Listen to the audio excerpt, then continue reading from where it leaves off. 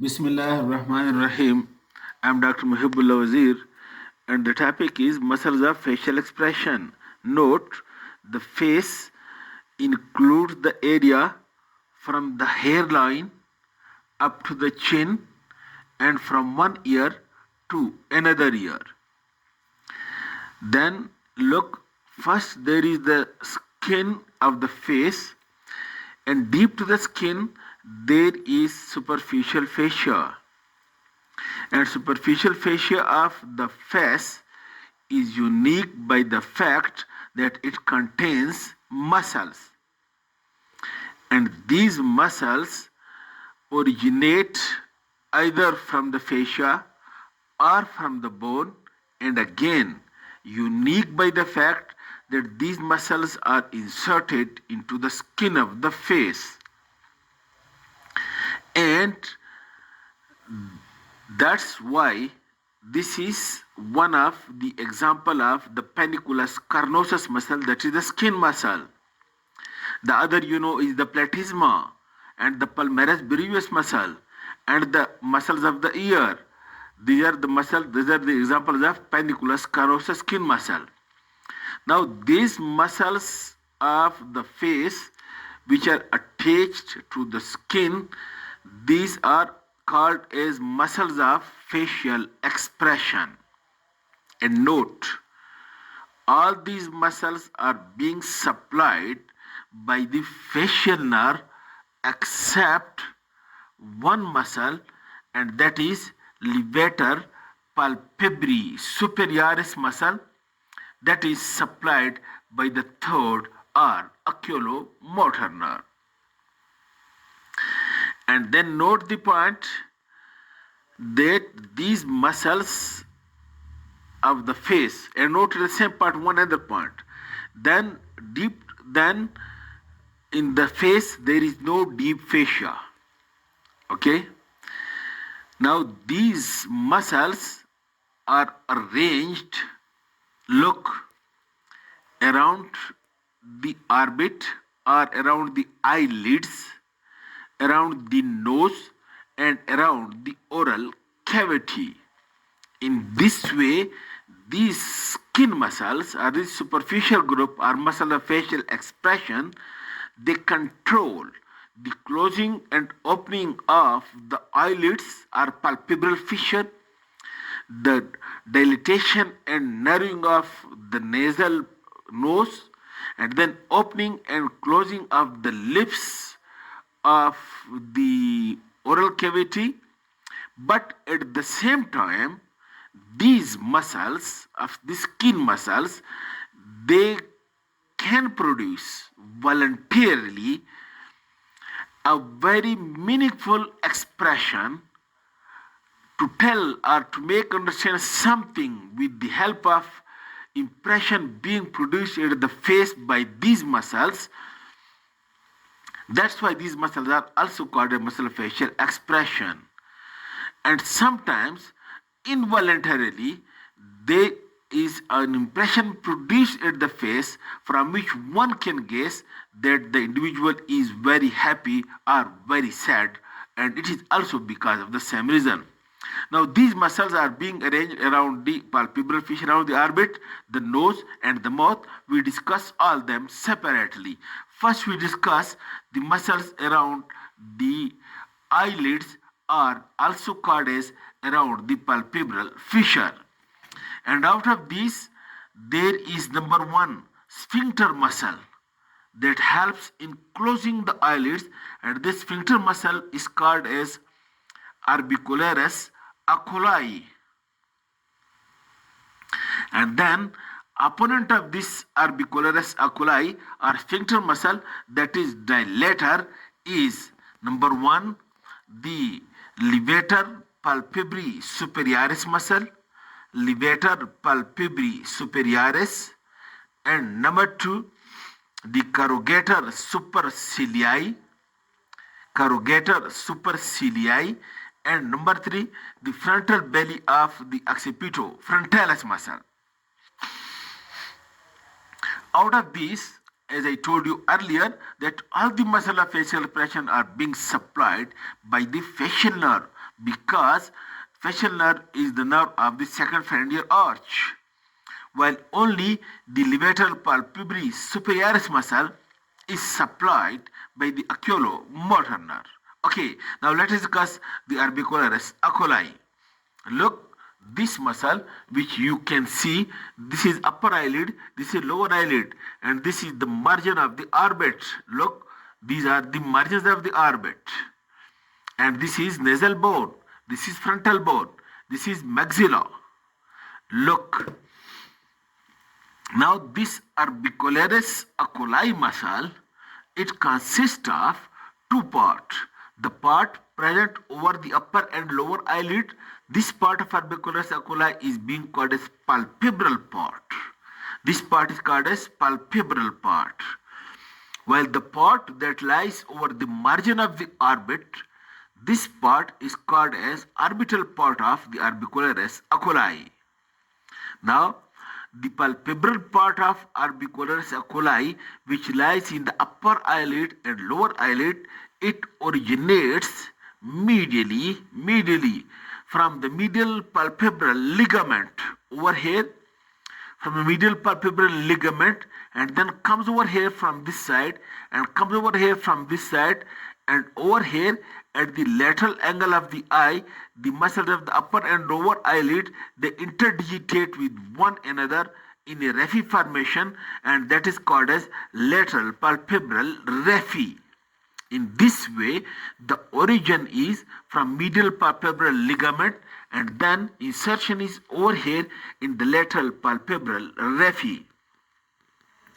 Now, the deepest fibers of this palpebral part of the levator palpebrae superioris muscle, that is being also called as lacrimal part of the palpebral part of the orbicularis oculi, lacrimal part of that. This lacrimal part of it originate from the posterior margin of the lacrimal sac, and then passes laterally to merge with this palpebral part deep surface. That is being called as lacrimal part. Now the orbital part of this orbicularis oculi, you can see it is much bigger than this palpebral part, and it originates over here. Look please, and it originates from this lacrimal bone, and from this lacrimal bone, and this part of the maxilla, and this part of the frontal bone, that is the maxillary part of the frontal bone, and then the anterior lacrimal crest, and then the nasal bone, and then these fibers overlap all around and again reaches to the same bone. Origin from the medial side, overlap, and again insertion into the same bones. Okay, now this orbicularis oculi is being supplied by the facial nerve, and what is its action? As its name indicates, that is sphincter muscles, so it helps to close the eyelid. But note one point, that this palpebral part is weak and it closes the eyelid gently. The eyelashes are not buried. While when this palpebral part and orbital part both contract combinedly, it forcibly closes the eyelids and the eyelashes are buried, and only the tips of the eyelashes can be seen. While in normal closing, in which you, for example, you can see blinking the eye. When you are blinking the eyelid, the eyelids are being closed from lateral to medial side. That is, the lateral side is closed first, then the medial side. And this, the function is to spread the tears or the lacrimal fluid from the lacrimal gland from lateral to medial side to spread over the eye or to spread over the eyeball. This is the function of the orbicularis oculi. Now the second muscle, as I told you, the corrugator supercilii muscle. Look, this corrugator, look over here please. This is a small muscle. corrugator superciliary muscle. It is a small muscle and it lies deep to the orbicularis oculi, and you can see it only if you remove the orbicularis oculi. And it originates, look, this is the superciliary arch. It originates from over here, from the middle end of superciliary arch, and pass upward and laterally to be attached to the upper eyelid over here, and it draws the upper eyelid from lateral to medial side to cause wrinkling over here. This is especially when you wrinkling or frowning is being made. This is a small muscle, corrugator supercilii. While the third muscle, levator palpebrae superioris muscle, it is again a opponent of the orbicularis oculi, and it is the it elevates the upper eyelid to open the palpebral fissure. And look, this is the orbit, this is the base of the orbit, this part, the deeper part, and this deeper part you can see over here, this is lesser wing of sphenoid bone. So this levator palpebrae superioris muscle, it originates from the deeper surface of lesser wing of sphenoid bone and run along the roof of the orbit. Running along the roof of the orbit, you can see it originates from over here, from levator palpebrae superioris. This is the roof of the orbit. It runs along the roof of the orbit, and it is being then inserted over here into the upper eyelid. It is inserted over here into the upper eyelid. And note, this levator palpebrae superioris muscle, a skeletal muscle, a striated muscle, unique by the fact that the deep fibers of this muscle are smooth muscles. That is, this muscle consists both type of muscles, that is the smooth muscles and the skeletal muscles.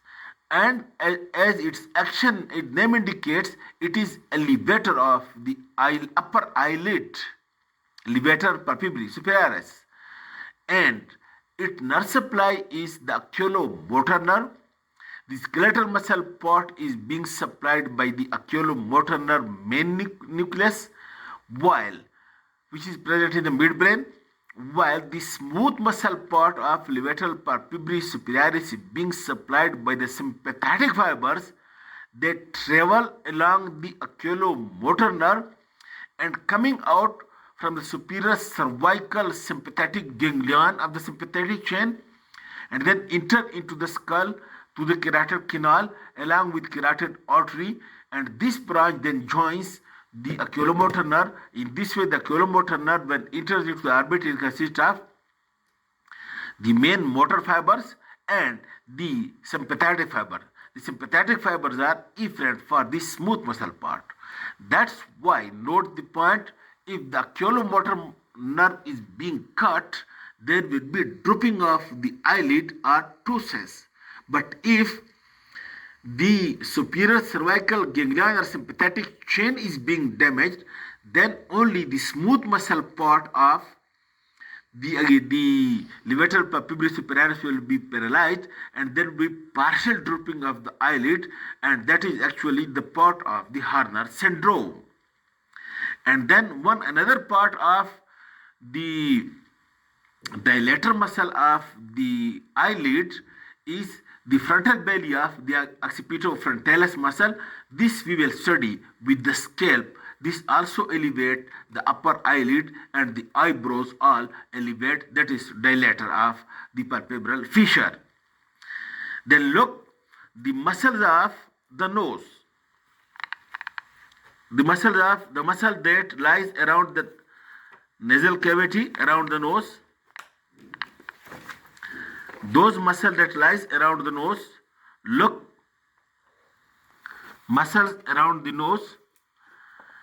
Muscles around the nose are, number one, nasalis muscle, and number two, the procerus, And number 3, depressor septoi. And 4, part of levator labii superioris a lake nasai. Levator labii superioris a lake nasai that can also help in dilator. Now first is the nasalis muscle. You look, the nasalis muscle consists of 2 parts. Number 1, the compressor part, which causes narrowing of the nasal cavity, that is being called as compressor narus. That is the part of nasalis. And number 2, dilator part, dilator of the L of the nose, and that is also called as Eller part. So the nasalis muscle, you look over here please, this muscle which you can see over here, this is actually the compressor part of nasalis muscle, and you can see it originates from the maxilla. This compressor part or compressor narus part of that muscle, it originates from the maxilla and then passes over the bridge of the nose and unite with the opposite one. In this way it make an aponeurotic sheet across the bridge of the nose, and by contracting causing the narrowing of the nose, and that's why this part is also called as compressor narus. While the other part, which is also called as the dilator part or dilator narus, and you please make it close, this small part, this one, is it close?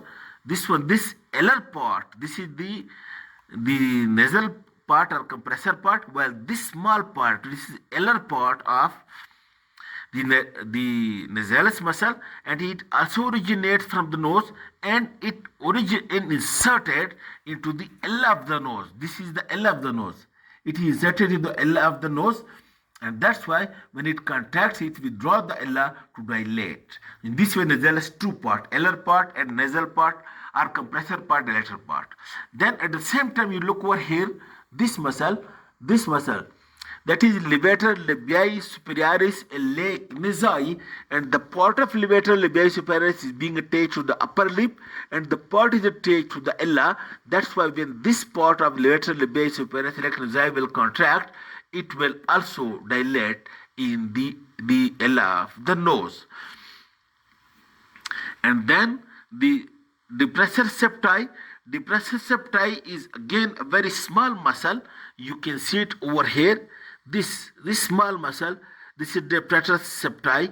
It also originates from the maxilla and ascend upward, and note it is attached to the nasal septum.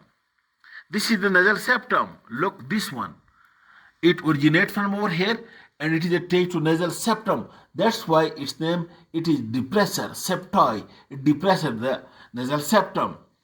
And the last one is the procerus muscle. Look, this small muscle. Look, this small muscle. This one, this is procerus, which originates from the upper part of the nasal bone and ascends upward and become almost the part of the frontal part of the occipital frontalis and gets inserted over here into the skin of the upper eyelid. This is the procerus muscle. These are the muscles of the nose, and then the muscles around the oral cavity, around the lips, we will discuss in the next lecture. Thank you very much.